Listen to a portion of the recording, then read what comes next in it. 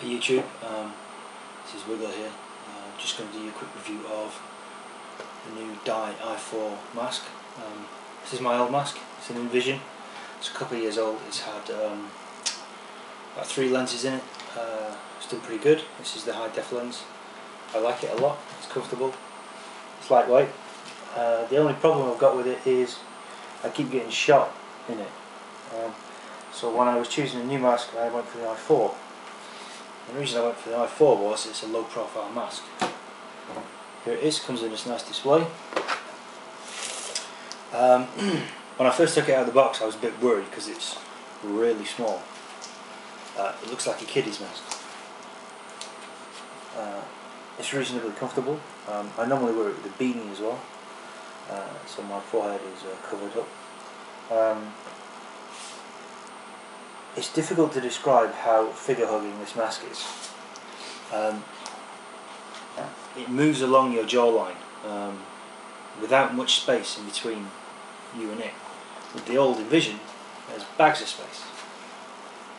You know, you can get a good hand up there. But with this one, you can't do that. It's tight up. It's touching your face almost. Now I've been shot. I've had this mask probably about a month or so, and I've been shot right here in the ear, and it rung my bell, but it didn't really hurt. The soft ears really do take the sting out of the shot, so it does work very well. Now what I first thought was, and a lot of people have said this, is they're worried about getting shot here in the face below the jawline. So I want to do you a quick comparison of the two masks. Now this mask is a fairly bulky mask. Looking at where you can get shot, you can actually get shot on the jawline relatively simply. Even if you look up,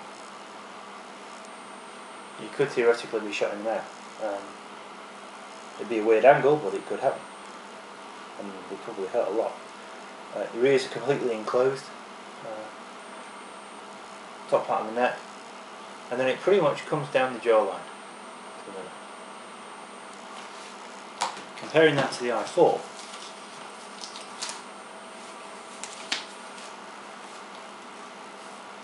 what we see is still well protected around the ears. A little bit less protection here, but not much. I can actually touch my ears here, but then again I've got big ears. This is where there's less protection, this area here, just here. But by the time you get down to your jawline, there's not an awful lot of difference. I'm touching my jawline now, and I'm probably touching further up my face by about the width of a finger. So if I was doing this with the other mask on, I'd be here. There's not a great amount of difference.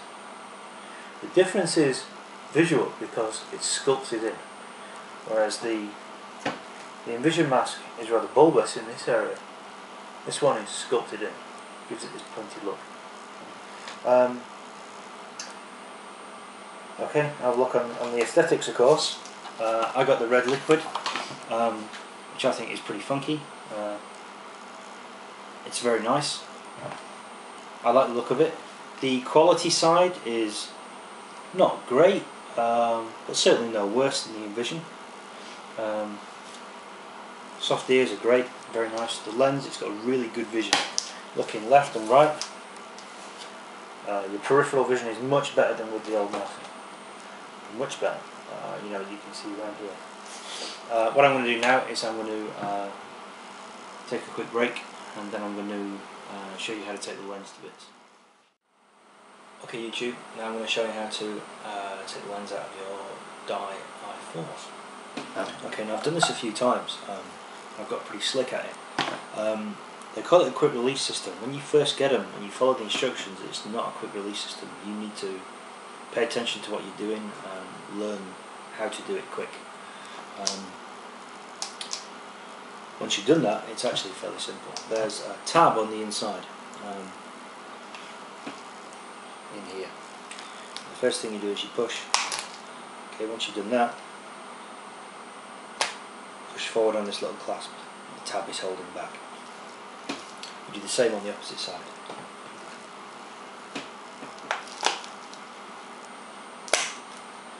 Once you've done that, the mask is pretty much ready to come out.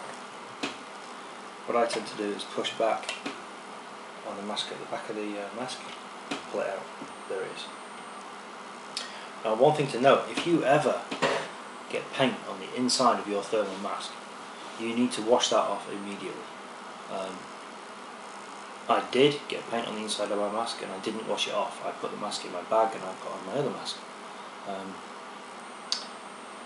took my stuff home. I didn't clean it that night. I cleaned it the following night. And what happened was the paint that was now dribbling down the inside of the mask ate away at the surface of the secondary lens, the thermal part of the lens, the second pane. So when I cleaned it off, everywhere where there had been paint was now dull and blurry, and you couldn't see through it. So what I had to do was remove the inner paint and scrape off all the glue from the foam pad and polish it up just to make it serviceable again. So putting it back is equally as easy. Push it in, locate the little clasp, pull and click, locate the little clasp, pull and click, it's in place. Now, one thing I've done is I've disassembled and reassembled the strap the opposite way round. Normally the strap comes from the inside through the slot and comes out here. I've got it coming across the outside through this hole and from the inside. I did that because it's marginally more comfortable on my big ass ears. So there you go. That is the Dye I4. I'm very pleased with it overall. A lot of people think they're too small. I don't. I've got a fairly large head. I really like them. They're really figure hugging.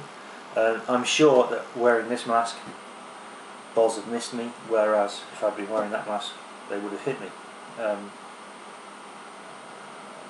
As you're ducking back behind the bunker, you're just that much, very slightly quicker at getting behind cover.